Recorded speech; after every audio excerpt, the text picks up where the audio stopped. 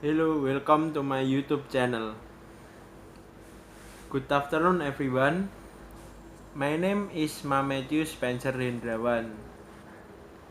I'm a psychology student at Unika Sugijo Pranoto Semarang, and I come from Pati, Indonesia. I'm 19 years old. Have you ever seen someone in a sleep stage while walking? Or you have experienced it yourself and are not aware of it? This condition is more experienced by children than adults. Based on research, sleepwalking occurs because of damage to gains on chromosomes. My presentation is divided into three main parts. First, I'm going to explain about definition of sleepwalking. Then I'm going to describe about the symptom of sleepwalking. Finally, I'm going to discuss about how to medicate sleepwalking. My presentation will take about 10 minutes. There will be time for questions after my presentation. There's no need to take notes. Everything is on the handout. Okay. Next, I will discuss about definition of sleepwalking. Sleepwalking is a disorder that causes a person to stand up and walk while sleeping. Sleepwalking usually attacks a person when he is in a deep sleep stage, to a lighter stage or a conscious stage. People with this condition cannot respond to events and usually don't remember them. Sometimes he can speak nonsense. Sleepwalking is a fairly common sleep disorder. Usually affects young children aged 4 until 8 years. Even so, adults and the elderly can also experience. Well, if taught you about definition of sleepwalking. Now, we'll move on to symptom of sleepwalking.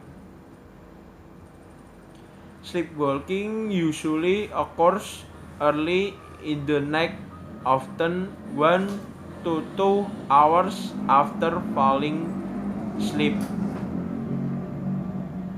It's unlikely to occur during naps. A sleepwalking episode can occur rarely or often, and an episode generally lasts several minutes, but can last longer. Someone who is sleepwalking may get off of bed and walk around, not respond or communicate with others, be difficult to wake up during an episode, and many other symptoms. Well, if told you about symptoms of sleepwalking. Next, last, I will discuss about how to medicate sleepwalking. Medication for sleepwalking, which are rare. You usually don't need. Conditions that occur in children usually disappear during adolescence. If you notice your children or anyone in the house experiencing sleepwalking, slowly let him back to bed. You might need to take medication if there are negative consequences of this sleep disorder, such as the risk of injury, embarrassment, or disturbing others.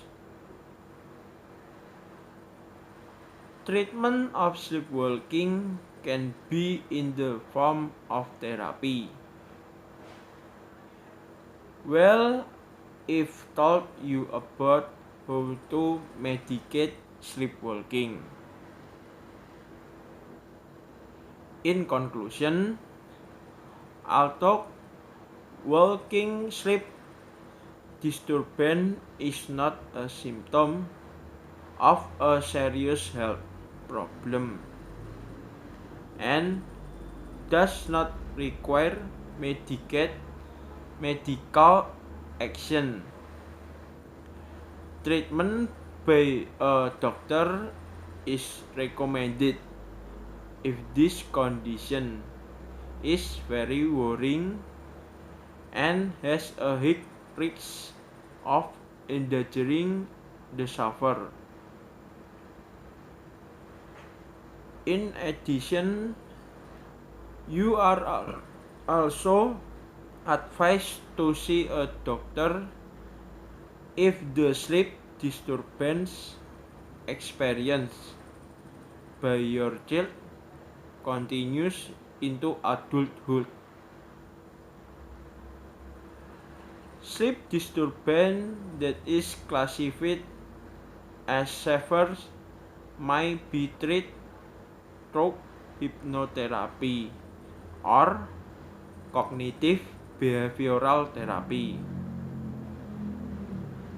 as well as administration of antidepressant and benzodiazepine. I suggest that if your family have a disorder, as I have explained, you can take it to the doctor if it is very severe. Well, I think that's all for today. Do you have any question? Thanks for your attention.